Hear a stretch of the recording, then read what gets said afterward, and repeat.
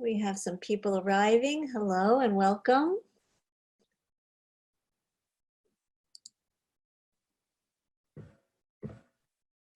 Yes, Tom is here. Hi, Tom. I think I recognize a few names from earlier today.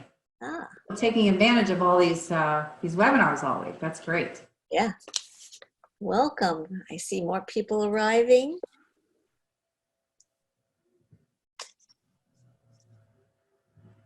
If you want to put in the chat box what town you live in, or if you're not from Connecticut, what state, or this morning we had, or this afternoon we had somebody from Canada.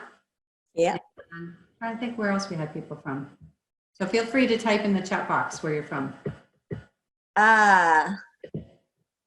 Great. Washington, D.C. Cool. Chicago, Washington, D.C. Norwalk, Westport. Tom's my buddy from Chicago. Yes, well. My brother from another mother. Yes, and I love you, Tom. That at 6:01, we've got people from Washington and Norwalk, and a few people from Norwalk and Chicago, and I'm in Stamford. And I'm in Shelton. Great. Give a couple of more. Atlanta, Georgia. Hi, Richard. Hi again. Hi again, yeah. That's great. Yeah. So, hello, everybody, and welcome.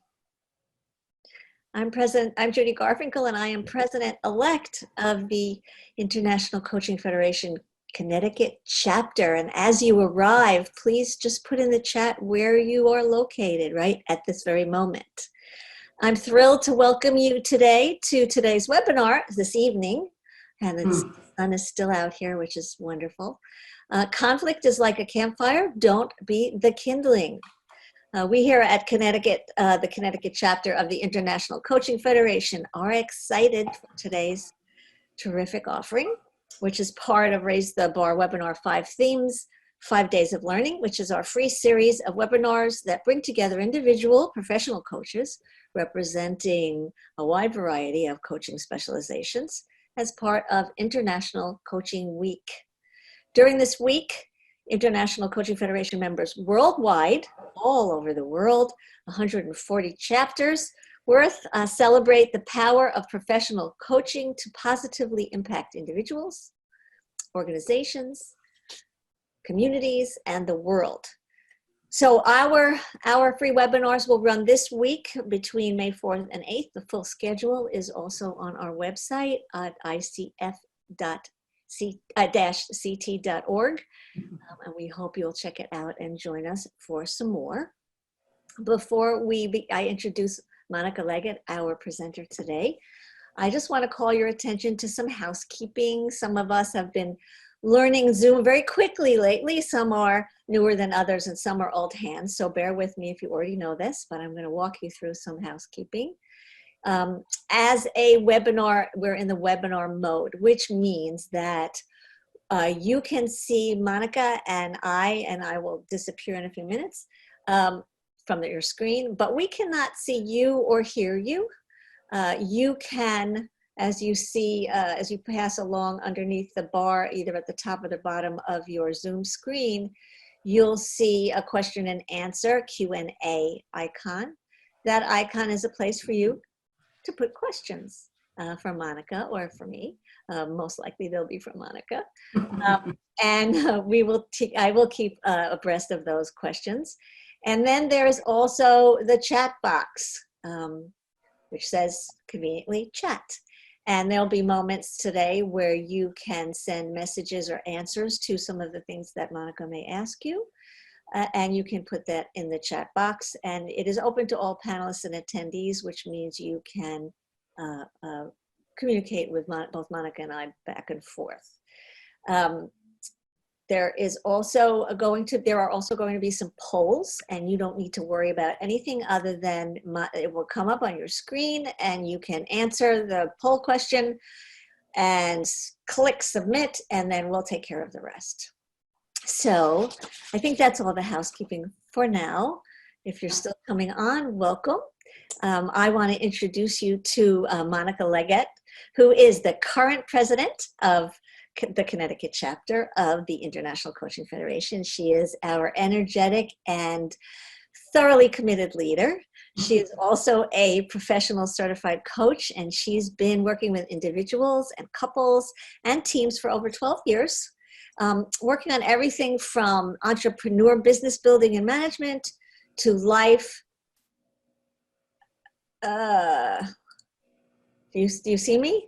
Yep. Because I just got a message saying that my session has ended, so that little worried me for a minute. Oh. That Monica's been working with people, building their entrepreneurial businesses and managing them, as well as on life and relationship issues. Sometimes she's known as the goal accelerator and the conversation whisperer. Her clients learn strategies and tools to gain clarity and motivation to achieve their goals and become leaders in their own lives. She also helps them address things that they're avoiding, from difficult decisions to difficult conversations. Monica is also the author of a Kindle book on overcoming stress, tension, overwhelm, and procrastination, and she'll be presenting 2 other webinars this week. One offers 5 steps to overcoming stress and regain control, which is she's offering on Wednesday night at 6 p.m. Eastern Standard Time. And the other one she'll be co-presenting with me on how you can benefit from coaching, which will be tomorrow evening, Tuesday evening at 6, and on Thursday morning again at 8 a.m. So please welcome the wonderful Monica Leggett. Thank you, Judy. Welcome. I'm really excited to be here tonight. And some of us have been here all day. We had an 8 o'clock, we had a noon, and now we're here again at 6 o'clock. And I realize that it is kind of a dinner hour. So though there are a number of you here with us today, right now, some of you will be watching this on a recording. So sorry you missed it live, but we're going to have some fun, and we're going to have a few polls. You'll get to interact a little bit. You'll be able to put things in the chat box. So I hope you enjoy tonight and get something out of it. And I have a nice tool at the end of it that you're going to walk away with. So this is a topic that is near and dear to my heart because I have been married almost 40 years. I'm one of 10 children, so I have a lot of siblings. I have 3 children of my own who are grown, and I have 8 grandchildren now. I can't believe it. And about 13 years ago, our family went through a bit of a tumultuous time as my children were, they got married three years apart. We had 3 weddings in 3.5 years. And there was a really big transition. And though I thought I was really good at relationships, there was a bit of a campfire erupting. And I had to learn a lot of new things. So this topic really is very important to me. So conflict is like a campfire. Don't be the kindling. So how is conflict like a campfire? Well, it will ignite if the ground conditions are right. It will grow if you feed it.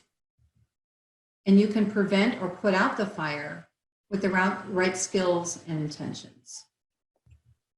And if you ignore conflict, it will smolder till the smoke becomes flames and the flames spread like wildfire. So I'm curious if there's ever been a relationship that maybe you were avoiding having a conversation about, and then things erupted. If you care to share with the group, maybe you could put something in the chat box. You always hear about, I haven't talked to my brother in 5 years, or, my friends and I just sort of fell away from each other because of change, or we had a fight and I don't remember what the fight was over. So if you feel so inclined and you want to throw something in the chat box, feel free. So we really don't want to ignore conflict. And if you're like me, who's a very strong people person, relationships mean everything to me. And for some of us, we feel like if we avoid conflict, if we avoid saying things, or if we avoid, speaking up or being assertive or making waves, it's going to make things a lot harder. So that's when smoke can become flames and the flames spread like wildfire. So part of my coach training was in organization relationship systems coaching. And in that, we really learn about relationship systems. So if you imagine, a family of mom and dad and 2 kids, that might be the diagram on the left, or a couple, or business partners. There's you and me, and together we make we. Well, within that relationship, there is what we consider an extra entity in that system. So in this family of 4 or team of 4 or group friendships of 4, there is a 5th character in there, and that's the relationship. And the relationship needs nurturing and positivity and attention, just like we do as individuals. And that's really at the gist of what we're going to learn about is how we can really feed the relationship. How can we take care of it? And I'm getting a little distracted by the chat box. I'll try not to do that. So if we can feed that relationship positive energy, positive intentions, positive conversations, positive perspectives, then it's going to shift how the relationship grows. Let's see. So first poll, I would like you to consider, where are my polls? There we go. Name a relationship that you'd like to improve. It could be, and you can pick up to 3. So it might be the relationship with your spouse or significant other, with your children, with your parents, with a colleague, a coworker. And I even threw in there with myself, because we battle sometimes with ourselves as well. So just in maybe another 20 or 30 seconds, just plug in your answers, and I'll end the poll in 5 more seconds. Can't wait to see what's coming up. Okay, ending the poll, and interesting. So the #1 relationship, can you all see that? Judy, can you see the results? Yes, I can. Do you want me to say what I see? No, that's okay. I can see it too. So the #1 relationship that people had in mind today is with a friend, which is really interesting, 46%. And then with about 38 to 40, we have spouse. And I meant to put in significant other there. I'm sorry, I left that out. With our children. And, I almost broke it down. Children under 16, children 16 to 25, children, 25 and older. Our relationship with our children changes as they grow. And it takes a little bit different attention depending on the age of the child. I guess we have good relationships with our parents. I'm not seeing too many there. All right, so this is really interesting. I'm gonna take a quick snapshot. All right, so go on. So if we'll use the friend relationship as an example now, what are you feeding that relationship? How often do you have positive interactions with the people in that system? So if it's a relationship that maybe is a little strained, or you just haven't had enough time for each other, maybe you're both working full time and you're busy with your kids, or you're busy with your parents, maybe elderly parents, maybe you're busy with work. What are you feeding that interaction? And is the relationship sort of in neutral, nothing in, nothing out? Or is it in a positive or a negative state right now? And just because you want to improve that relationship doesn't mean it's a bad relationship. It just means it's not maybe as good as you'd like it to be. Yeah, so is the relationship in a negative pattern? So think about a particular relationship, and maybe how would you answer those questions? So again, let's go back to the metaphor of the campfire. 3 years ago, when I was creating this concept of this webinar, I had just gone camping, so it was a really fresh metaphor in my mind. Thinking of conflict like, and it can ignite really fast and spread. So, is your relationship made up of dry kindling, and we'll get into what that looks like. Are there sparks that easily start the flames? Is there hot air stoking the flames, making it worse? Are there extra logs that you throw on the fire? Like, yeah, I remember when you did that thing. And if you don't have any water to put out the fire, how are you gonna let it die out? So when it comes to conflict, which are you? Are you ready to ignite, or are you resistant to fire? And if you want to share in the chat box, you can, or you can just share the answer to yourself. Which do you think you are? Do you tend to ignite quickly? And maybe with 99% of the people, you're really good, but maybe there's this one person that just gets your goat. So how hard is it to start the tension fire in you? Does it tend to take one little spark, or does it take a blowtorch? And I think we all know people who fit into either one of those categories. The Zen-like, very calm person who you never see get upset. They would be, someone that would take a blowtorch to get them to really get upset. Yeah, so Monica, I'm seeing some in the chat box that it depends on the person, and that trying to be resistant to fire, but sometimes the situation is ready to ignite. Yeah. And certainly in a situation like right now, the tension of, and I share this, my other webinar on Wednesday night is more about stress, but the more you're under stress about anything, so we're stuck in the house, maybe we're losing some income, maybe we have a lot more responsibilities right now. If you have young children who are home and you're supposed to be their teacher and you're supposed to work and you're dealing with sharing space with all these people, now your stress level is going up. And then that just makes you much more ready to ignite, no matter what somebody says to you. They could be talking to you really nicely, right? And then you just snap because you're dry kindling.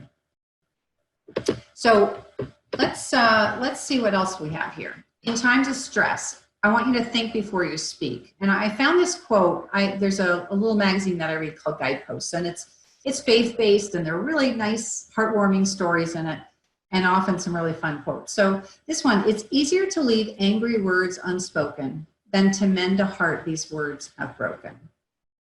So how many times have you said something in that moment of stress, and you're triggered about something, and you say something, and you wish you could take it back? So if you are feeling that way, it's really important to say, ooh, I am dry kindling right now, and I better take care of myself, calm myself down, and think before I speak, and maybe take a time out.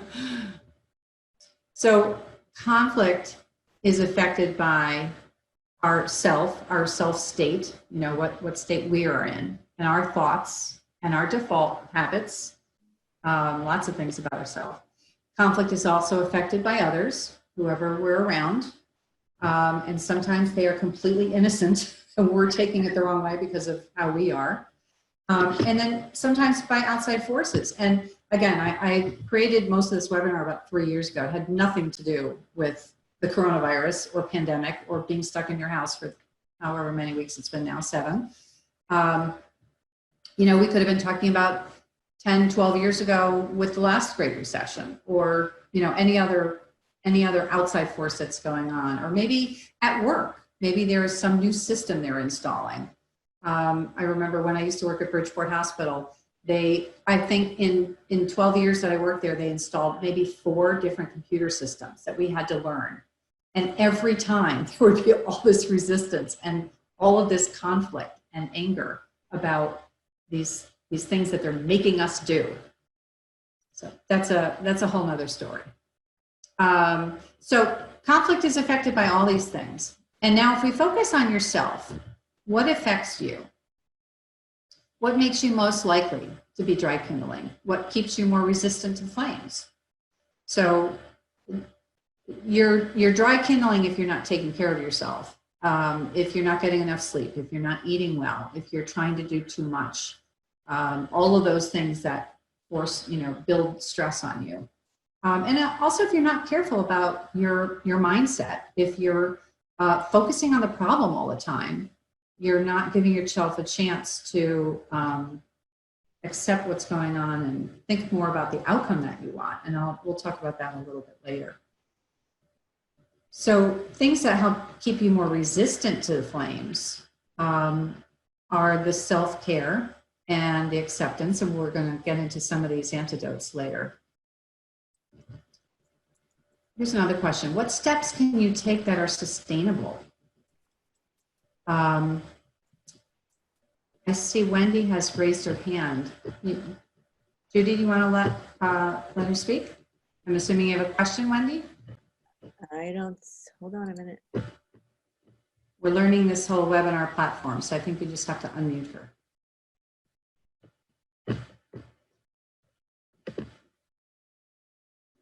You may be seeing Wendy's hand. Okay, yes. Okay, yeah. she said no. No, okay. Never All right. So what steps can you take that are sustainable that will affect you being either resistant to flames? And if you want to put some answers in the chat box. I know if I could see all your faces right now, I'd say raise your hand if you do any kind of yoga or meditation or take a daily walk where you're just some time for yourself and to center yourself, things like that. There are so many. And again, I invite you to join me on Wednesday night because I'm going to be talking a lot more about stress management and how you can take care of yourself more specifically. So let's go on to the third question I had here. So a spark might singe, but it won't create a fire. If you're, just to keep using my metaphor, if you've ever gone camping and you've tried to throw a green branch onto a fire, it basically turns into smoke. It won't ignite. So what could ignite a whole big forest fire if the trees are dry might not even singe much if the branches are green and healthy and moist. So again, it's just thinking in terms of what are you doing for yourself that's keeping you resistant to flames. So the spark might singe, but it won't create a fire without the right conditions. So here's a couple things that I've noticed over the 12 years of coaching and my own self-analysis. What can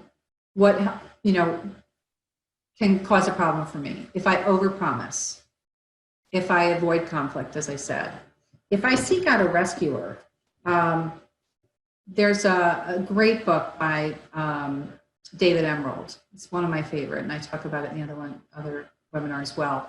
It's called The Power of TED.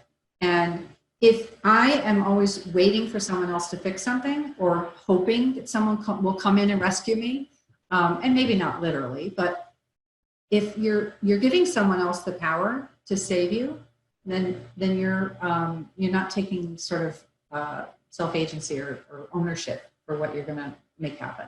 So if you're always thinking that help is out there somewhere else, then that's going to make you more susceptible. Other things, if you're a perfectionist or if you're a procrastinator. So perfectionist can drive you crazy, but it can also drive other people crazy. Procrastinator, same thing. If I was procrastinating about this whole week of webinars, I would be extremely stressed out, and I'd probably be snapping at my husband. And that stress of putting things off to the last minute, I know it's a way of life, and actually I'm sort of a recovering procrastinator. But I know that if I give myself more time and I get things done earlier, it just puts a lot more space in my day and in my mind and in my mindset, and I'm just a much calmer person. So there are a lot of things about yourself. Know your strengths, know your weaknesses, and don't let your default characteristics take control, especially when it comes to productivity, relationships, anything. So it's also important to know your relationship partner. Now I'm giving reference to two books. There's the 5 love languages, which I've used with some of the couples that I coach. But the author, Gary Chapman, also wrote The 5 Languages of Appreciation at Work. And they certainly all apply to family as well.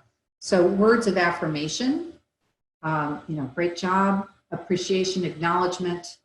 The second one is quality time. The third is acts of service. The fourth is tangible gifts. And the fifth is physical touch. And obviously that can be a problem at work, but he still addresses it in his book. It's really, really interesting. Is it the pat on the back? But some people have a different language for how they feel appreciation and how they feel loved. And it's really interesting. The couples that I worked with, when they've done their 5 languages quiz, undoubtedly they have different languages. So someone may really just appreciate doing things together, quality time together, and another one might just appreciate when they surprise them with little gifts. So it's important to know your partner, and that includes friends. Know what they care about. Know what stresses them out. And the more you take the time to get to know your relationship partner, and you can flat out ask them, or you can just notice over time what things they really appreciate. Or sometimes when you say what you really appreciate, I really appreciate a verbal affirmation of some sort. That was a really good job. Not just when it's a detailed one. So I know specifically what they appreciate about it. Another thing I work with some couples is, if you're making dinner together, and if you typically, the only time you spend appreciating each other is when they've done something outstanding, but the rest of the time you're just kind of, barely talking, that's not good either. You want to appreciate them. Hey, thanks for helping me make dinner, or just noticing those little things that they do. All right. So I created some caricatures for the book that I wrote, and the stress internalizer, when I was thinking about what increases stress between people. So play with me here. So the stress internalizer is like the dry kindling. So think of me as I'm internalizing everything, and I'm worried about stuff, and I'm complaining in my mind, and I'm judging, and I'm maybe not getting enough sleep, and all of that. So now I'm dry kindling. And along comes the stress creator, the spark. And then maybe there's a stress amplifier who's just adding hot air. So now let me give you a little bit more depth to those. The stress internalizer is someone who takes things personally, and people don't, when people are giving a little bit of feedback, they're not trying to break you down. You can't assume that they're trying to break you down. So I love the four agreements. Don't take things personally. The second one is about empathizing too much. If you spent all of your time worrying about everyone else, your family, your kids, your coworkers, just that huge-hearted, empathetic person, they are much more likely to be stressed out and dry kindling. If you avoid conflict, if you're not assertive with your opinion, if you're trying to overly please others, if you don't ever put yourself first. These are all things that sort of break you down a little bit. And you might explode at some point, and then you apologize. I kind of describe it when I'm at a live training or something. I'll try sort of like that heartbeat. You're getting along, and then all of a sudden you're like, you can't take it anymore. And you scream at somebody, and then you feel terrible, and you apologize. So the motto of the stress internalizer might be, let's just all get along. Let's just all get along. Let's not worry about it, The stress creator is the spark. They often will talk without thinking. They might be aggravating or antagonizing. They hit the hot buttons. More likely to lack empathy. They might be the bossy micromanager. They might be really opinionated. And that might be that's my opinion of them. And they think, hey, I'm just telling you what I'm thinking. I'm not holding back here at all. But to me, they're a spark. And they may not even realize it. So their motto might be, this is the right way. And then we have the third caricature, which is the stress amplifier or the hot air. And this is, you know this caricature, somebody who's walking around worrying, focusing on the problem. They don't necessarily offer any solutions or offer any, yeah, we can do this. They're like, oh, this is going to be terrible. They try to influence others to worry. They make small issues into bigger issues. And they talk about the negatives a lot. So that kind of hot air that just really influences the whole relationship system. Their motto might be the sky is falling. So if you happen to be any of those three caricatures, just notice, that's all. And you might be one in one situation and another in another situation.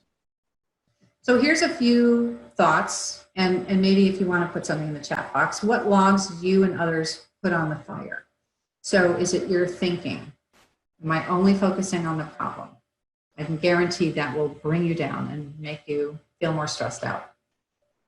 Is it history? How many times have you brought up that so-and-so disappointed you when you remember when we did that thing and you didn't help me out? So throwing some old history into the works. Expectations or beliefs. I think most coaches will tell you that if you're using words like he should have, they must have, you never can, all of those kind of extreme words, they are relaying some sort of limiting beliefs and having certain expectations. So be careful of using words like that. And of course, our body language, our tone of voice. John Gottman wrote a book called 7 Principles for Making Marriage Work. And even if you're not married, no matter, it doesn't have to do with an intimate relationship. It's a great book about relationships. It talks about harsh startups. And the harsh startup, the typical one might be, mom's at home with the kids and dad walks in and the first thing he gets is, how come you're late? That's a harsh startup. So that's immediately going to make someone really defensive. So you want to be careful about how you start a conversation. Monica, yes. Gary is sharing quite a bit here about how the word should, and he calls them should bombs. Yeah, absolutely. And that you could be shooting on yourself, shooting on someone else, but nobody should be should on. Right. Absolutely. And Chuck is saying, I tell you, that is one word, should, and but, like, oh, that was a great job, but, that just negates what you just said. So there's certain words that you should try to take out of your vocabulary. Yeah. Any other comments in there? Yeah, Chuck is saying that if he's not listening really carefully, assumptions and expectations about what the other person is saying or thinking or wanting can get in the way. Yeah. Assumptions were absolutely one of the biggest toxins for me. And when I show you my chart, I'll tell you how I created it. But assumptions are really deadly. They really are. So let me just back up to the someone else's business. If you don't know the work of Byron Katie, she talks about how stressful thoughts affect your thinking about relationships. And there's a lot of should in her work also. But she says, you can focus on your business, focus on someone else's business, or focus on God's business. Like, there should never have been a pandemic, and why is this happening? But you really need to focus on your own business. And if I'm only focusing on someone else's business, they're going to be upset that I'm focusing on their business, probably. And it just detracts from that relationship. Yeah, and then the toxins. Let me get into, so these first, criticism, contempt, stonewalling, and defensiveness are the 4 horsemen of the apocalypse, according to John Gottman. You'll see them in the left-hand column. Criticism, defensiveness, contempt, and stonewalling. And he has done studies on couples and for years, literally, watches them in sort of an apartment type setting and sees how the couples interact. And he has, within 5%, 95% of the time, he can predict whether a couple is going to end up divorced or if they're going to last a long time. And it has to do with how they interact. And it doesn't have to do with whether they fight or not, because they can fight, but it's how they do it. If there's contempt, it means they don't have respect for each other. If there's a defensiveness, it means they're not acknowledging what the other person is saying. If they're criticizing, it means that there's not enough appreciation. And stonewalling is really like checking out of a relationship. When you're stonewalling, maybe you've had a fight with somebody, and now if you try to apologize, maybe you send an email, or you send a letter, or you send flowers, or you try calling, and you're trying, and the other person is not responding. That means they're stonewalling. That's a really good, definition of stonewalling. It can also be, a couple, one person's got their head behind a computer or the newspaper. How many people read the newspaper anymore?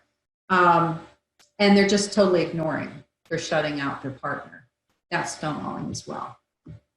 So I, in the midst of this calamity with my my son, which is now much improved, I literally walked around the house for weeks with a clipboard. And I'm like, okay, what is going on? And what are the toxins that I'm feeling? I was reading Gottman's book, and I learned by processing and then creating a workshop. That's just what I do. So I came up with this huge list of toxins that could be in the relationship. And I came up with these top 8 that I preferred or thought were the most important. So judgment and blame, huge. Making assumptions and holding a grudge is a huge one as well. It wasn't for us so much as someone else in the relationship. And then I threw in indifference because I really wanted an antidote of caring and empathy. So I thought, well, what's the opposite of that? And that was indifference. And indifference can really happen when you have a lot of the other toxins. So if you think of, the typical, if you see a movie and you see a couple that's, breaking up or divorced, it's after years of criticism and defensiveness and contempt and judging and blaming and all those other things. You just become indifferent. Or it could happen in the workplace. You've enough times that either someone has yelled at you for something that wasn't your fault, or not listened to you, you've tried to make a pitch for something really important, or you've, complained about something that was really important and you've just been ignored. And after a while, you just feel indifferent.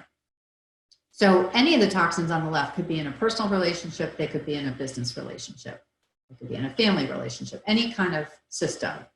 And then the antidotes on the right were, I was basically trying to think of, well, what's the opposite of each of these? And how could I do these things as antidotes to these toxins? So if the criticism is, why do you leave your stuff all over the house? It could be, I appreciate that you've been really busy and we've all been under a lot of stress. I would really appreciate it if you would try to take a little bit less, real estate in the house.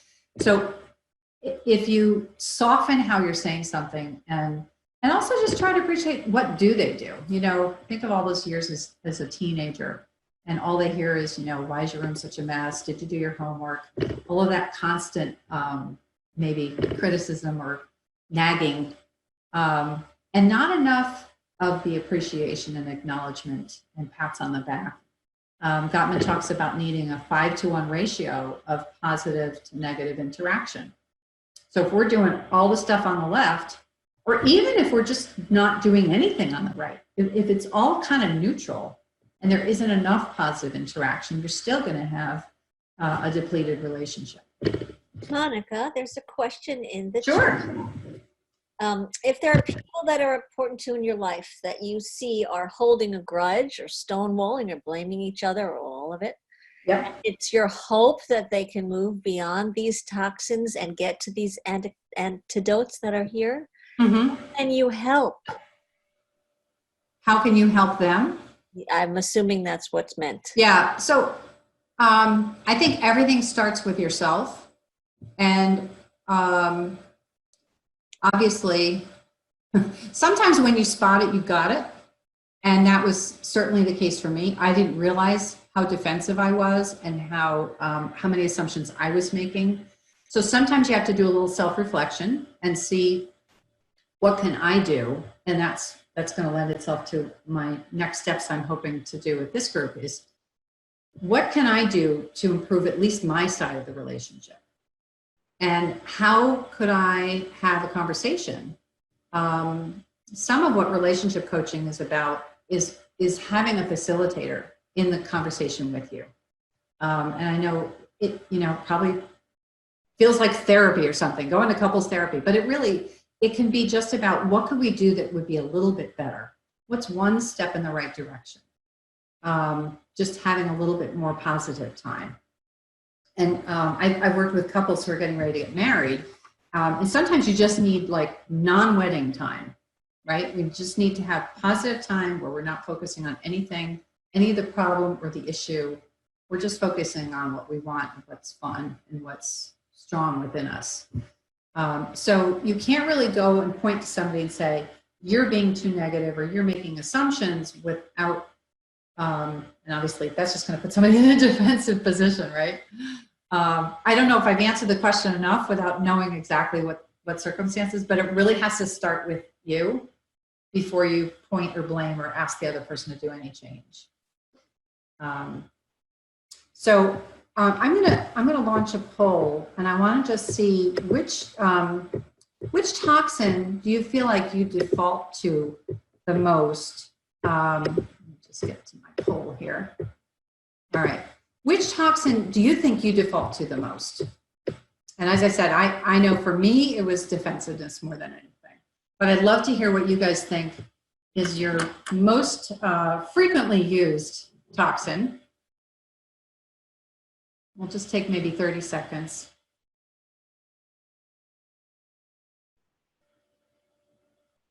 Seeing a few answers coming in here. And I'll mention it in the end, but I'd be happy to share my handout. If anybody wants to send me an email later, I'll send you my, my handout on this.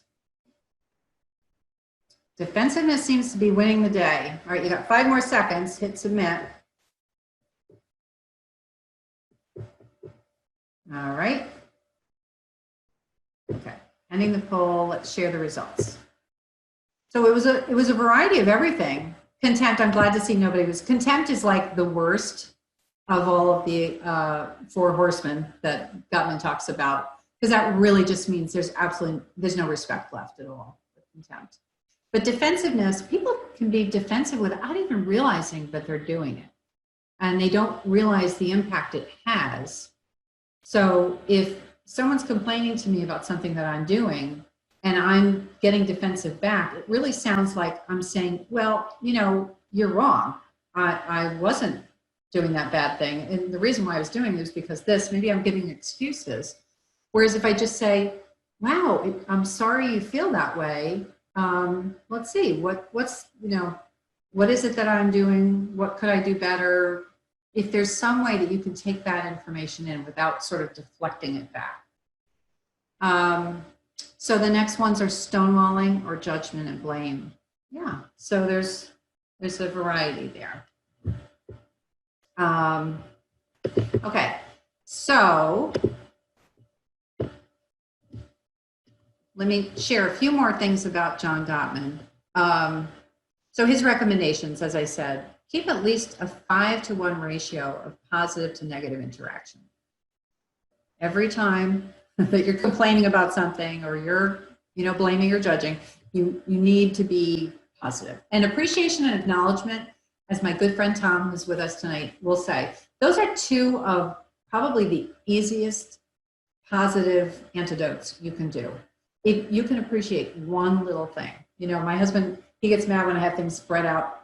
And if I put stuff away, he's like, oh, thanks. It just looks so much better with everything put away. And, so we'll be married 40 years in August. We've done enough of this. We've learned how to sort of earn brownie points with each other. What are those little things? And be aware of when you or someone else is flooded. So he uses that terminology. It might be another way is to say that you're triggered. So maybe, you're starting to get into a little heated conversation. The other person may not be flooded, but for you, you can tell you start to get more flush. Maybe your heart rate's going up. You're maybe getting a little more tense. I'm kind of doing this as I'm describing it. If you're feeling that way, you need to take a break. because it means that you're getting into a hijack. Your brain is not functioning in its best way, and you're going to say things and you're going to do things that you're going to regret. You will not be your best self in that case. So whether it's your relationship partner is flooded or you are flooded, you need to take a break. And that doesn't mean leave the room, slam the door. That would be stonewalling. It means to say, you know what, we're having a really heated conversation here, or it's really starting to feel uncomfortable. When we take a break, just think for a minute and see how we can come back in a better way. And it doesn't mean, ignore it and 10 years later, pick up the conversation where you left off. It just means that you just need to take a time out and acknowledging. Some couples I worked with have come up with a little signal that lets them know, look, getting flooded, it's martini time, whatever it is. And over time, you get better and better at being able to have those challenging, crucial conversations and not get completely flooded. And then the third bit of recommendation here was about avoiding harsh startups. And as I said, it could be as simple as, sort of jumping down someone's throat the minute they walk in the door. If you're really forceful and you're going right to the negative, that is a harsh startup. And the other person is going to just immediately, instinctively become defensive. As anyone will tell you, if you've ever had to give an evaluation for someone, they'll say, start with something positive and don't throw in a but. And then it would really help me. And if, keep the language in the I form, then we could get into how to give feedback in a good way. But anyway, you don't want to have a harsh startup. Okay, so last poll, we're almost done. What antidote do you plan to practice? And when I do this as a live workshop and have you we call it prime the wheel. Imagine that these are 8 possible stops on a trip, and you can land in any one of these and live there for a week. What one would feel like it would strengthen your relationship more? And if you could just practice one, just for this week, listen with an open mind, acceptance. I didn't really talk about inquiry and awareness, but if you're making an assumption, the opposite of that is, oh, I could be taking that the wrong way. Let me ask, raise my awareness. Forgiveness. I had one woman at a marriage workshop just say, we all just need to practice forgiveness. If we all forgive, then everything will be better. May or may not be true. And then caring and empathy. For self-care, if we're using this as a way of being less toxic to ourselves, I think appreciation and self-care and empathy are really good ones to start with. If you're really in a battle with someone else, I think really any of them could be good, but there's a really important part of acceptance that is saying, I may not like what you said, I may not like what you did, but I accept you for being able to, you're allowed to have that opinion or you're allowed to have that thought, but it doesn't mean I like it, right? So acceptance can mean a lot of different things when you're talking about conflict in relationships. So Monica, I'm seeing appreciation, acceptance, listening. I didn't launch the poll, did I? Did I? No, you didn't, but I'm seeing people put things in the chat. Ah, okay. I forgot to launch the poll. Let me do that. Launch the poll.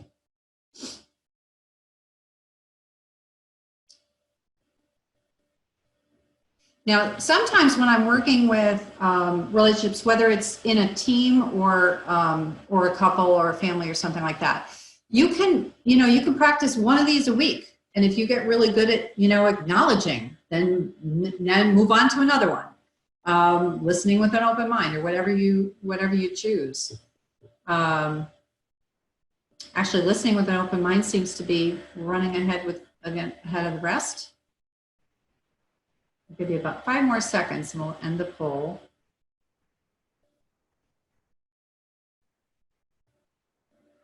Okay, ending the poll and sharing the results. So obviously you can see listening with an open mind, 45%. So that means you're going to approach this relationship, maybe with this friend that you talked about, or with your spouse or significant other, or with your kids. You're going to listen with an open mind. And as coaches, we have to listen with an open mind all the time. We try not to prejudge or pre-answer or come up with the answers for our clients. So we have to listen with an open mind. We're kind of trained listeners. So if you're not a coach and you're in this group today, welcome to the world of coaching.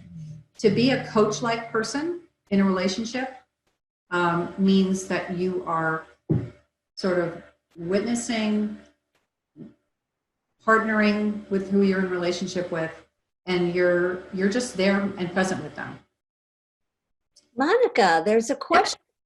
Sure. Can there be too much of an antidote that can hamper a relationship? Oh, I would love to see in the chat box maybe what antidote they're thinking there's too much of. I can think of one in particular, and that might be empathy. As I said, if I am so empathetic that I'm not having opinion of my own, I'm not worrying about myself at all, I'm worrying too much for the other person. I can't believe I saw a quick blurb for a TV show that's like smothering mothers kind of thing, like parents who have such a close relationship with their kids that it's beyond an equal partnership. It's just smothering. I don't think you can have too much respect. Acceptance, I don't know. I don't know. Was there a specific one they had in mind? There's nothing there, but Okay. one of our participants says maybe the inquiry awareness could be too much. Okay. So if I am asking too many questions, or if I am trying to get clarity over and over and over again, and it just sounds like I'm not listening, I suppose that could be annoying after a while. Every relationship should feel like a partnership. And that means that you're kind of leaning in together. It's not this way and it's not that way. So if one person is doing too much of the talking and the other one is only listening, or if the other one is only asking the questions, or only, is never sharing their opinion, I guess it could get a little lopsided. So there's some clarification here. It was about too much appreciation. The question. Too much appreciation. Again, if you're verbalizing it constantly and you're not saying specific, and maybe it feels too smothering, there should be a lot more. There's that should word. It helps if it feels like it's a well-rounded relationship. So I challenge anyone to try to do any of these things so much that it pushes the relationship in a bad way. I can't imagine how that would happen. It maybe could get a little bit annoying. I think every adult child of a coach who gets in a conversation with their mom or dad who is a coach, and they're like, I don't want to be coached, I just want to be listened to. Sometimes maybe there's something that I don't know, Judy, have you read that experience? Yeah, actually what it's more about, I want you to react like a mom and not like a coach. Right. I get be more like a mom. I want you to have a reaction. I don't want you to with an open mind. I want you to tell me how you feel about this. Tell me what to do here. Yeah. Tell me how you feel about it. So, oops, I went too far. Monica, I am looking at the time. I just want to. Yeah. So I'm on my second to last slide. So I want you to set a goal. I will use appreciation, let's say, instead of whichever toxin. They aren't necessarily matched perfectly, but so acknowledge which antidote you want to use and which toxin you want to get away from. I will spend quality time with my children each day, whatever the goal might be. I will take a vacation this fall with my husband, something we can both agree on. So now you're working on compromise. I will seek out ways to appreciate and acknowledge. I will each week I will focus on practicing one more antidote. So whatever the SMART goal is, if you want to share it, feel free. Make it specific and measurable and attainable and resonant and timely. And then I guess that's it. I'm just up to questions. So, I mean, my goal for you today was just to have a little more awareness about what makes you dry kindling, what things can really hurt a relationship, specifically the toxins, and then what you can do about it. And I feel like if you practice more antidotes, you'll be in a better place. If you have a question, put Questions? it in the chat box. Yeah. And as I said, I do have a handout that I've used for workshops, and I'd be happy to send that to anybody who sends me an email. I'll get onto that next slide in a second. I'll leave this up. If anybody wants to take a snapshot, you know, you can take a picture of it on the screen maybe, and they'll have it for now. I'll do that with my phone right now. I see one. It says, I will listen instead of stonewall or appear uninterested. Oh, very good. Thank you. Sounds great. I would add for me that I would continue to do the appreciation, because it is a big one in my home, where appreciation for very small things seems to go a long way. So I'm going to continue with that and remember that that's the thing that really works. Yeah, I'm putting my my email in the chat box here, and I believe you can save the chat box, or you can just copy it and paste it. So yeah, if there aren't any other questions, I'm going to add that there's a showing unconditional love, and I will work on not judging and blaming and focus more on accepting. So Monica, this has been, thank you, enlightening, and conflict is like a campfire for me has been a great metaphor, and I will not forget asking myself whether am I being dry kindling or hot air? yeah. And what is contributing to my ability to spark? So thank you so much for that. There's a lot of appreciation in me for this and for your presentation. And I want to appreciate all the folks that showed up here tonight at dinner time, some who were managing eating while eating. And you're getting some in the chat box, people saying that they appreciate this and thank you. And I just want to remind people that you can reach Monica in these ways. And if you want to use ICF Connecticut as a resource for finding coaches, here I am, I forgot to put my face up here. For finding coaches or speakers within a wide range of expertise, we've got them. And don't forget to check out icf-connecticut.org for more events happening this week, all free. We hope you will come and join us and learn and grow with us. Many more wonderful ways to connect with each other. So be safe. What happened? I stopped sharing and I get to see people. Oh, be safe and be